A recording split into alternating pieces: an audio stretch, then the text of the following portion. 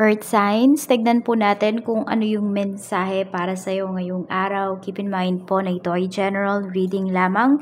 Hindi po lahat ay makaka-relate, so be open-minded. Sa mga hindi pa po nakasubscribe dito sa ating channel, please subscribe na po kayo and pa-like na din po ng ating video. At sa mga nais naman po mag-avail ng ating private readings, ng ating Evil Eye Amulet, ng ating Pierce Bracelet, makikita nyo po yung link sa description box. Tarot Intentions by Aliana Reyes. Diyan po kayo magme-message sa ating Facebook page. We have the moon. Okay. So, earth signs, may mga tinatago ba kayo? Ayan, ngayon. Parang naano na tong deja vu, yun yung nararamdaman ko. Hindi ko alam kung lumabas na to last time. Ewan ko ba? Or baka nga talagang lumabas na yung energy na to last time sa inyo. So, ayan no. Pwedeng may mga tinatago kayo. Some of you are confused ngayon. So, hindi nyo alam kung ano ba yung mga decisions na dapat ninyo talagang i-take. We have the Emperor. Meron din dito parang nag-uutos sa'yo. Ayan. Meron din naman dito pwedeng magiging father na kayo. Could be first time dad. Or some of you for the fourth time. We have the Lovers. Ayan po. So, parang there is confusion pagdating sa mga relationships mo. We have Three of Wands. Pero more on, may nilulook forward ka dito. Okay, yung iba sa inyo, alam niyo naman talaga na isa lang yung gusto ninyong makasama for life. Kaya lang meron ditong pinapakita kasi na challenges talaga pagdating sa inyong relationship or pagdating sa inyong connection. Tignan natin. So, yun, meron dito. Pwedeng hindi ikaw yung nako-confuse or signs. Pwedeng yung person mo. Ayan. Tignan natin kung ano pa yung mensahe. Some of you are dealing with Leo and Scorpio. Meron din tayong Libra. So, 7 of Coins pagdating sa iyong family. Okay. So, some of you, kaya nako-confuse or could be nako-confuse. Pero more on sa family mo kasi to. Pwedeng merong may sakit sa family mo, may nagme-maintenance. Ayun. Pwedeng meron pala dito, gusto nyo nang lumagay sa tahimik. I mean, di ba sa tahimik? Is gusto nyo nang magkaroon ng family. Kaya lang kasi, pwedeng kayo yung breadwinner sa family ninyo. Kaya, nauusad talaga siya, nade-delay po yung inyong mga plans. Kasi pwedeng kayo na lang lagi yung nagbibigay. So, mag-ingat lang kasi baka meron dito magkasagutan naman ngayong araw. Yan, kasi parang full of emotions yung mga nasa bahay ngayon. Baka magkaroon ng, ng discussion, ng away, ng misunderstanding. Pagdating naman po sa mga friends mo, we have 9 of Wands. Ayan, marami kang friends dito na parang hindi mo talaga sila maabala ngayon. Ibig sabihin ko ba, pagka nakausap mo sila, wala yung attention nila sa'yo.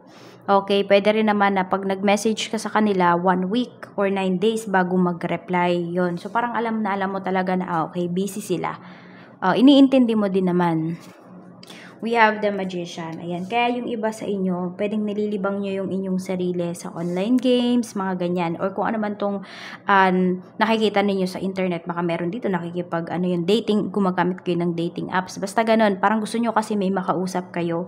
Kaya lang yung mga friends ninyo, hindi sila available. Kasi yun, parang tambak din yung kanilang trabaho.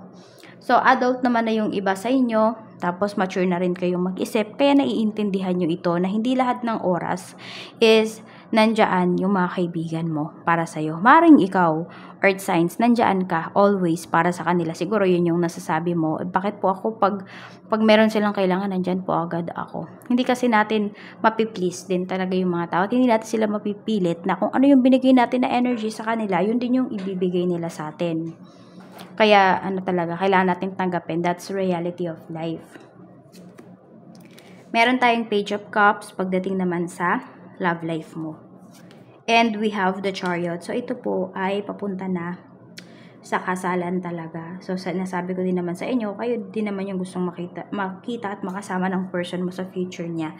Meron lang siyang pwedeng confusion kasi nga pwedeng meron din siyang problem sa family. Pwedeng yung energy na napipick up ko ngayon, pwedeng hindi sa inyo, pwedeng sa person nyo. Sobrang connected po kasi kayo.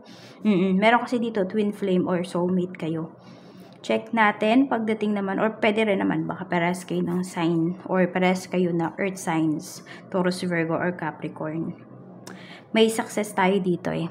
So, pwedeng meron dito, pinaplano na yung person mo pagdating sa pagpapakasal, pagdating sa engagement. Meron din dito, pwedeng ipapakilala na po kayo sa family niya. Sa kaperahan, we have Ace of Wands and meron tayong King of Swords. Yan po. Pulido talaga lahat ng kilos pagdating sa pera. So, more on, yun yung nakikita ko kasi dito, paghahanda sa future. Ewan ko ba, yun yung pinapakita sa akin dito, earth signs, pagdating sa paghahanda sa future. Sobrang seryoso nyo po talaga. We have 8 of Swords. Yung iba sa inyo, kontento na kayo sa comfort zone po ninyo kasi napoprovide nyo naman talaga yung mga pangangailangan po ninyo. Pero meron dito sinasabi sa inyo kung kayo ay nasa isang toxic na sitwasyon, ayan, pwedeng sabihin natin hindi na nag-grow yung finances po ninyo. Maybe there are other things naman talaga na makakatulong sa'yo para mag-grow yan. Parang wag ka ma-stuck, wag mong itrap yung sarili mo dyan sa isang trabaho, sa isang negosyo na ang nangyayari puro kapalawal at puro palugi yung nangyayari sa'yo dito. Tapos mag-ingat daw kayo ngayong araw na to kasi pwedeng may mga pumunta pa sa bahay para mangutang. So tanggihan nyo na lang po talaga kung wala kayo maipapautang. O yung iba sa inyo may pera kayo, yes. Pero yung pera nyo na yan, pwedeng gagamitin nyo kasi yan sa other things, sa mas mahalagang bagay. So tumanggi po kayo, huwag kayong mahihiya. We have the World pagdating sa trabaho. So, meron dito, pinaplano nyo bang mag-abroad? Ayan, or isa yan sa mga bucket list po ninyo. Or isa yan sa gusto nyo talaga para mas makapag-ipon kayo, para mas maiangat ninyo yung buhay ng inyong family. Pero depende rin kasi talaga yan, di ba? Doon sa pupuntahan po ninyo. Kaya paghandaan nyo talaga to, ayan, pagdating sa work. Pero meron dito, pwede po na ma-absorb kayo or kuhanin kayo ng kunwari sister company. Ganon. Pwedeng kayo yung mapadala or representative dito sa trabaho. We have the Fool. Ayan no, meron tayong adventure dito. We have 7 of Wands. Meron naman dito, pwedeng sobrang tambak po yung trabaho ninyo ngayong araw. Kaya parang alam mo yung nako-confuse ka na ano ba yung uunahin mo? Ano ba yung dapat mong gawin? Kaya mo pa ba yung trabaho mo? Yung iba sa inyo, pwedeng sumusuko na kayo dito. So, ayun, sa trabaho nyo ngayon, kailangan mabilis kumilos. Yes po, tapos systematic talaga. Kaya i-balance, ayusin nyo po talaga yung inyong oras. Time management is the key. Meron din ako nakikita dito, pwedeng may umabsent na co-worker mo. Kaya yung mga trabaho niya, parang binibigay sa'yo. Kaya ayun, pero ayaw mong tanggapin. So, which is okay naman kasi hindi mo naman nasakop talaga yun. Oo, yung kanyang trabaho. Tignan natin, pagdating naman po, Spirit Guide, pagdating naman sa negosyo. We have 7 of Cups, we have the Hermit. So, meron kayong mga pinag-iisipan dito. Pwedeng hindi lang kayo yung nag-iisip, pwede rin naman na yung client po ninyo. So, both sides to. Yung parehas kayong mag-gain ng something. We have 8 of Wands. Ayan, yung iba naman po sa inyo, kung may mga kliyente naman kayo dito na sobrang babarat, ay let go nyo na po. Marami pa daw kayong mahanap dito na kliyente, sabi ni Universe. Okay? Kailangan lang nandun talaga yung dedicated at saka desidido talaga kayo sa mga desisyon ninyo pagdating sa inyong negosyo. Ayan. So, kunwari, tinanggihan nyo na yung isang client na ito. Huwag nyo na siyang habulin. Hayaan nyo na siya. Kasi may darating dito na mas worth it po talaga. O, na mas papahalagahan or sabihin natin, irarespeto yung inyong kunwari, yung inyong presyo. We have 10 of coins. Ayan, no? Ang ganda ng energy natin dito. Stability po ang paparating para sa inyo. Kaya iwasan ninyong mag-confuse. Kung kayo po ay confused, ayan, bagay na bagay po ito sa inyo. Diba? Yung tipong feeling ninyo ang bigat-bigat ng life ninyo. Feeling ninyo yung mga, hindi kayo makapag-desisyon, ito po. Yung ating Tiars bracelet, bagay na bagay din po yan sa inyo. Kung ano po yung karga nitong ating evil eye, ganito din po. Yan. Ito nga lang nakakapag-balance po ito ng chakras. Ayan, kasi yung iba sa inyo pwedeng unbalance po yung inyong mga chakras Kasi kaya, alam nyo yun, hindi nyo nare-reach yung potential ninyo. Check po natin, angel message para sa'yo. Angel message po natin, spirit guide for earth signs. We have sensitivity. Ayun, kaya kayo nako-confuse. Huwag kayo masyadong magpadala sa emosyon ng ibang tao. Na-absorb po ninyo. Meron dito mga empath. Sabi sa inyo dito ni Archangel Haniel, you are extra sensitive to energies and emotions right now. Honor yourself and your feelings. Diba, bago ka lumabas ng bahay, bago ka makipag-usap sa isang tao, ang gawin mo, alamin mo muna, i-validate mo muna yung nararamdaman mo. Ano yun? Kailangan conscious ka muna sa nararamdaman mo. So, kunwari, ngayon, ang nararamdaman mo, happy ka. Tapos may nakausap ka na isang tao. Pagkatas mo siyang makausap, ramdam na ramdam mo, naiiyak-iyak ka pa dun sa kwento niya sa'yo. So, tapos yun, after nun, buong araw na, malungkot ka na. Buong araw, emotional ka na. Na-absorb mo yung energy niya. Pwedeng siya ay psychic vampire or yung iba naman po sa inyo, pwedeng empath kayo, kaya ganyan.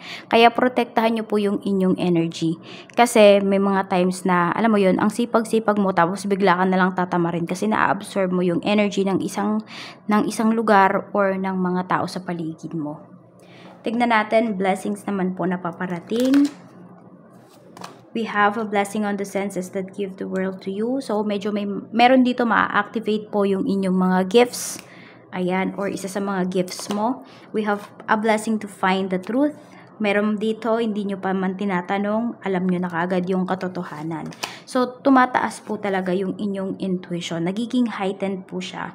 A blessing for peace of mind. So, yung iba sa inyo, kahit na hindi na umamin sa iyo yung isang tao, dahil alam mo na yung totoo, ayun, meron ka ng peace of mind. At saka kayo, kapag nagsasalita kayo, pwedeng, ayan, diretsahan na talaga. Kung wala po kayong peace of mind, hindi kayo nakapagsabi ng mga totoong bagay, alam mo yon, parang lagi kang nagdadalawang isip, hindi mo sinusunod yung inyong intuition, ayan po, sinasabi ko nga po sa inyo is, Tiar's bracelet ang para sa inyo. So, number 32, 25, and 7. Yan po yung iyong mga lucky numbers. Maraming salamat po and see you again tomorrow.